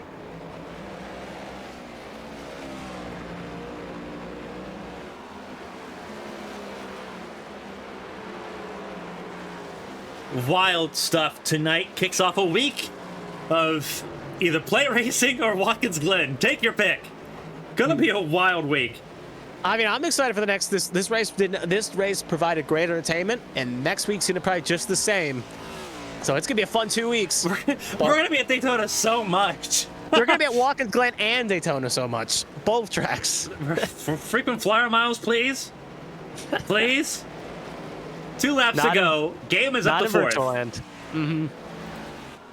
Again, regardless, even if Michelle and Kruger can't make it, they have to pit. We'll see on that regard. It's still a great recovery job for Gaiman, who was sideways lap 1, almost wrong way around, and had a poor quality too. Was the wrong way around. He was in the grass turn 1 or turn 3 lap 1. Yeah, so he shows he's got the pace. He can make it work. He just has horrible lap 1s. And that's a shame. But we'll start the white flag lap here. Aiden Norman, 16 seconds ahead of the 70 and the 25. Well, 19 of the 25. And it's just smooth sailing. He played the strategy right. Regardless, take a bow, Aiden Norman. You deserve it for what's happened here. Just finish this last lap, and we'll see you in the victory lane. Emma Kruger not saving anymore. White flag, this is it. If there's ever any doubt, Kruger's going to finish second tonight with how it looks. Michelle may have to do a little more saving. 3.5 is the gap now between second and third. That race is falling apart for second place. Michelle, though, an easy chance at a podium with 19 seconds in hand to Josh Gaiman. And considering the fact of California storms and the effects they've had right now, it's good that he was able to finish his whole race here without any issues, whether power or personal. And the same thing for Brandon Fetterplace, who came into this race feeling sick, very under the weather, very ill, and holding on to a top 10 on the lead lap will be the last car to do so. But for Aiden Norman, perfection personified tonight. Out of the final corner, he put the fender to Proudfoot a few times, didn't need to when it mattered the most. He'll win at Watkins Glen. And trouble for the cars behind that were a lap down. That was Merrick Watchorn and somebody.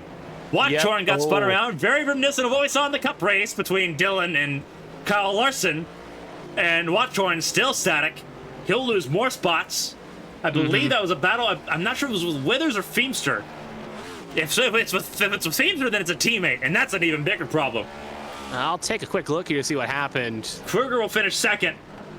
Looks like it was the Black Acid 88 of LaJoy. He went a little too deep, or 88 cut him off, and that's what caused the spin. So, was not a teammate, but that's going to cost him a couple more spots there. Yeah. Obviously, both drivers will have their opinions, but regardless on that. But Norman, Kruger, Michelle, 1, 2, 3, Gaiman Lighter will just come home there. Top 5, good for the 83, but he's going to be in a must-win next week. Absolutely wild stuff. Proudfoot was clutching and coasting up the line there, out of fuel almost completely. And he made it, but it cost him a second, a third, a fourth, a fifth. But he made it. And Brandon Fetterplace will finish 7th place on the lead of the lead lap here. Crazy race tonight. Yep. So yeah, do not go anywhere as Aiden Norman may burn it down. I assume he'll try to do something here. We'll hear from the top 3, Aiden Norman, Emma Kruger, and Daniel Michelle. We'll hope we get interviews from all 3 here, and we'll get their debriefing, and then hopefully maybe we'll get their thoughts on the upcoming race, Daytona, next week. For Aiden Norman, path to the playoffs made very simple. Was told he needed to win to get in. Told his previous wins didn't count. But he said, got it. And he'll burn it down here. Once again, a race winner. And the last time that number's going to be black for these next 11 weeks. Well, unless he gets eliminated. But regardless, yeah, he's gonna burn it down here. Got the mission statement, understood the assignment, and delivered on the assignment in that new NOS paint scheme too. Gonna burn it down, and you can probably hear the excitement coming out of that cockpit if there was sound being able to come out of it.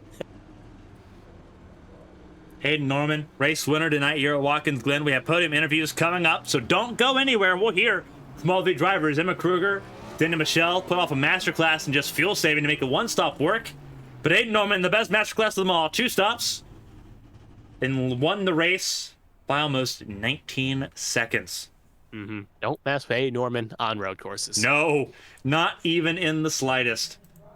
Absolutely wild stuff here at Watkins Glen. Race 25 in the books here of a wild race. Absolute crazy. We'll start with Aiden Norman here. We'll start from the top and work our way down and talk to the race winner. You're like What's the dog doing? Hey, Aiden, this is Carmen from the ABN booth. You got a copy?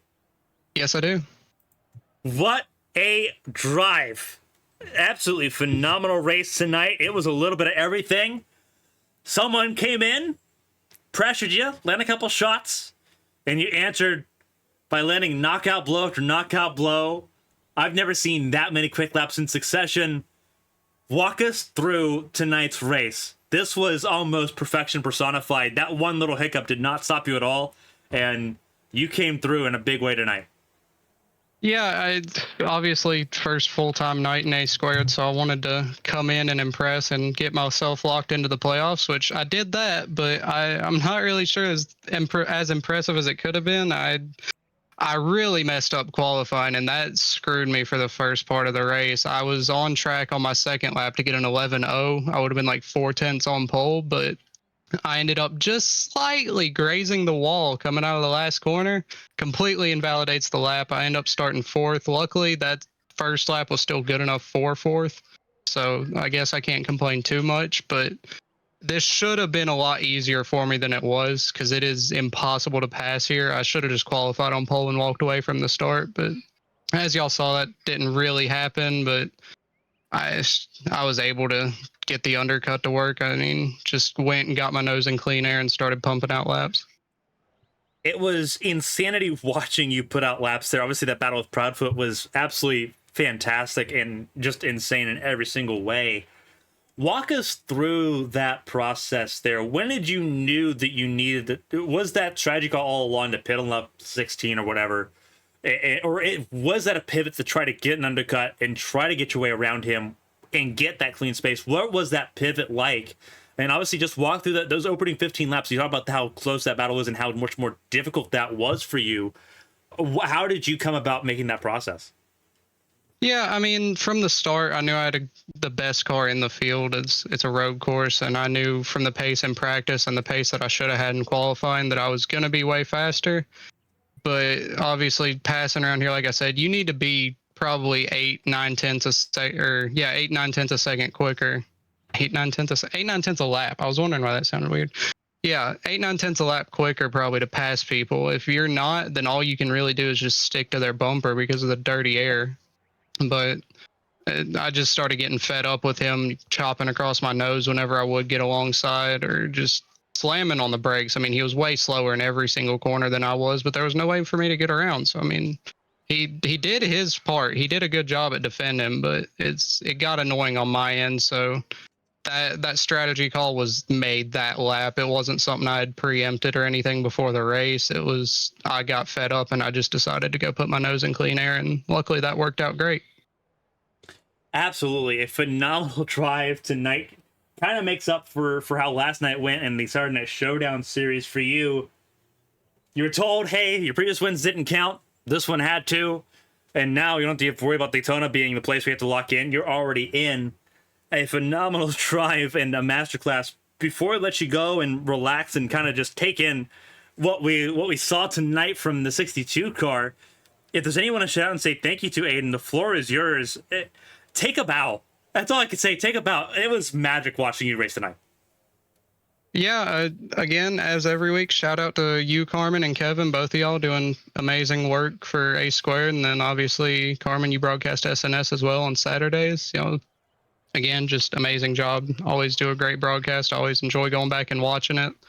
And shout out to Bandit Racing because, hey, one of our cars is finally in the playoffs after all this time. We had Toby, but unfortunately, due to scheduling issues, he's not going to be able to make it. He dropped his playoff spot, but we're coming for this championship. This was, I think, a letter of intent tonight. Yeah, that is definitely a way to put it. A letter of intent. You've won in just about every single championship in ARCS minus this one, and now you're going for it here with 11 weeks to go in the season. Aiden, again, take a bow. It was absolutely magical seeing that 62 car tonight here at Watkins Glen. Enjoy the race win, and obviously we'll be seeing you for a lot less stressful Daytona next week.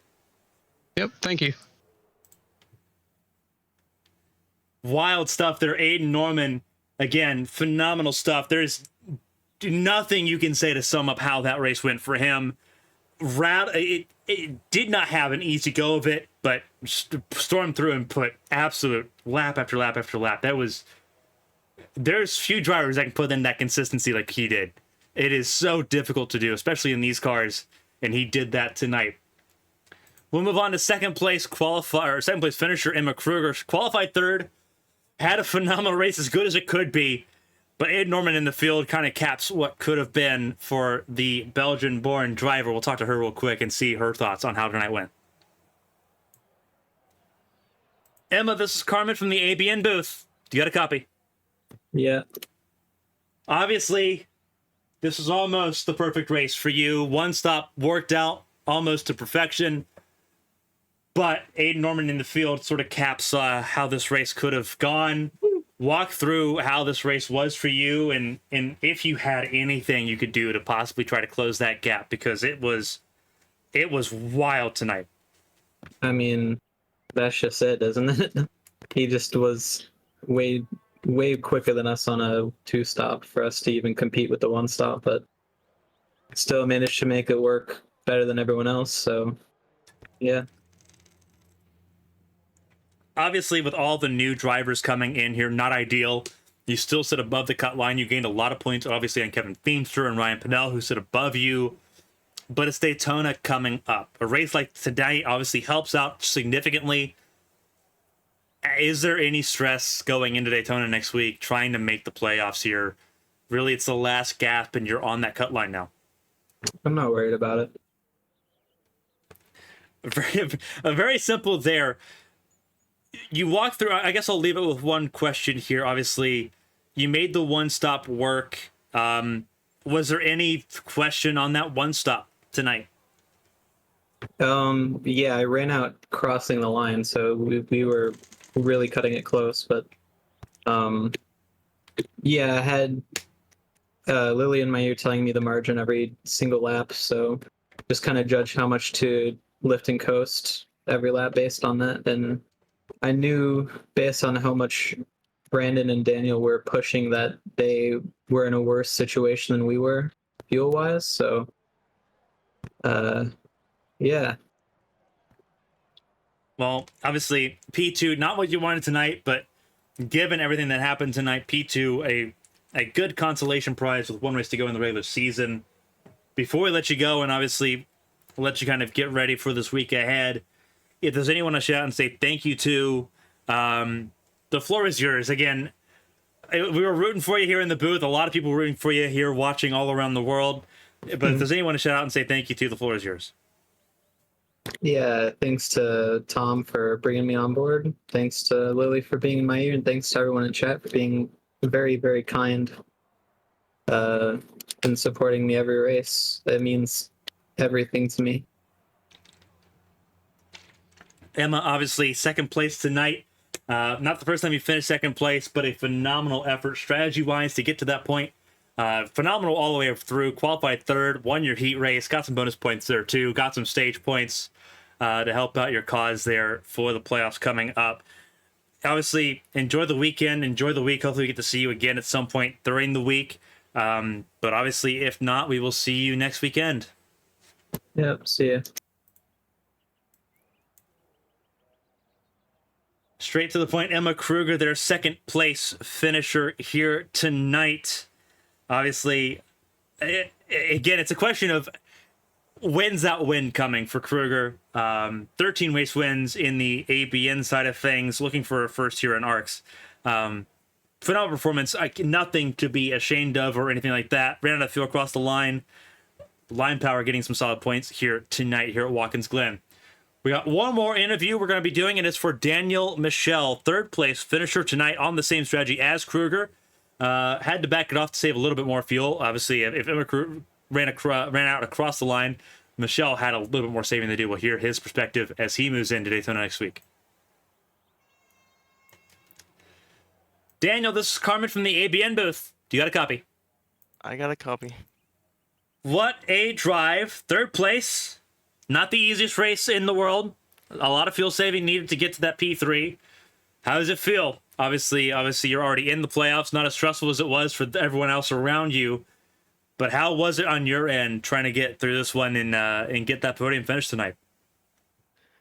Pretty tiresome. It was a rough race. I had speed. I just knew I couldn't push the car like Aiden. If I pushed the car like Aiden, I was into the guardrails. And I knew that I had my own issues, so I just wanted to have a nice, clean race. Of course, I had that contact with Emma, but we talked about it. It was purely a racing incident. We just both made mistakes at the same time, and it was all right. I'm happy to take third. Obviously, you've already got a couple wins this season, which makes next week's race a lot easier for you at Daytona. But going into this, obviously going into the playoffs here, that's the talk on everyone's mind. A lot of changes going through, a lot of drivers now fighting for that. How do you approach the playoffs, seeing all these new faces? Obviously, Aiden Norman now top of that bunch, but Proudfoot showed his hand there a lot too. How do you go into this playoffs now? Now it looks like it is a little bit tighter at the top. Well, for one, I'm gonna have to make sure my consistency is better. I was all over the place today. I tried to save. I kept messing with my fuel numbers, and it's just overall jumbled mess. And I also gotta, try and find some speed. I know that Aiden's really fast on the road courses, and we're going to the Roval in the playoffs, so I gotta hope to get to that round. And I know I'm fast. I know I can get a good finish there. I just need to get good finishes consistently and not throw it all away. Well, obviously, a third place tonight makes it a little bit easier with a lot coming up here later on. Before I let you go and obviously let you get ready for the week ahead, if there's anyone to shout out and say thank you to, Daniel, the floor is yours. Another good points haul for Sunday Monday Racing tonight at third place here at Watkins Glen. I just want to thank Killer Brownie. They've been sponsoring me for a while. I finally got this car made, and I got another car in the works. And yeah, I'd like to thank all the team guys, but it was really only Donald Ray here today, and I think I just want to rest, man. It's been a rough day. Earthquakes, hurricanes. I'm tired. Well, Daniel, obviously, we'll let you get away here. Obviously, stay safe. Obviously, that storm obviously rolling through the West Coast. But stay safe. Congratulations on that third place finish. And we will hopefully see you next week at Daytona. Yep, thank you.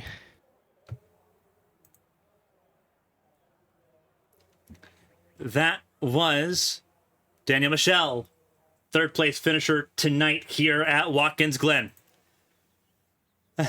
Gonna be very interesting. Aiden Norman, race winner, now locked in to the playoffs. 4 race wins. This one counts to the playoffs. He is locked in, our 12th driver to do so. Emma Kruger in second place. Daniel Michel in third. Josh Gaiman outside the podium in fourth place. A good recovery drive for him. Started this race in 18th. Dropped down to 20th on lap 1. A good recovery drive for the 61 for B-Tron Racing. Matthew Leiter in 5th. A good race for him. Brandon Proudfoot in 6th on debut. Brandon Fetterplace, excuse me. There's 2 Brandons here now. That's going to be interesting to get used to now. Brandon Fetterplace finished 7th, last car on the lead lap, dealing with a virus, very ill, held on to it. I thought he was going to quit after 5 laps, recovered for the 7th place finish. Not a bad effort for that 34 car. Tommy Reynolds, 1 lap down, had a speeding penalty that took him out of the equation, but up until that point, looked very quick. As he gets used to his new team, B-Tron Racing, he's got one more chance to win with that new team before the playoffs begin at Daytona next week. Bradley Wright, in a do or die now for that 8 car. Bandit Racing needing to get him in. Obviously, Aiden Norman just got in. Bradley Wright now outside the cut line. 9th place tonight. Donald Ray finishing in the 10th position. Austin Purnell, Mike LaJoy, Tommy Withers, top 13. Kevin Feemster, Josh Garrison, Merrick Watchorn, top 16. David Wright, Patrick Oberstadt in the top 18. As we look a little bit further down at the rest of the finishing order, Steven Oberstadt and Austin Mongold did not finish tonight's events. A lot to digest from Watkins Glen tonight. A lot of fun. Tomorrow night here on ABN Esports 1, it's the shootout for HTL Speed Weeks in full swing. It's the pole sitters and race winners and previous champions all together for a hurrah before we get down to the business. Tomorrow night, 8 p.m., me and Christina Ryan will be live from Daytona for that event. We'll be live on ABN Esports 2 on Tuesday, 8 p.m. for happy hour. The last chance, last official combined test and practice before qualifying next Monday for the 300 at Daytona. Wednesday, ABN Unbox Cup Series back here at Watkins Glen. We're going to be down I-95 all week long. Wednesday and Thursday at Watkins Glen. ABN Cup Series on Wednesday. ABN Champ Car on Thursday here at Watkins Glen. On behalf of everyone here for ARCS, for Darkside Mustangs, Midwest Barbecue, Windy Chevrolet in the A-Square Cup Series, and everyone here at ABN Studios, on behalf of my co-commentator Kevin Young, I'm Carmen Sienna. Until next time, stay safe, stay healthy, have some fun, try to stay cool this week, but we'll see you tomorrow night at Daytona. Until then, so long, everybody.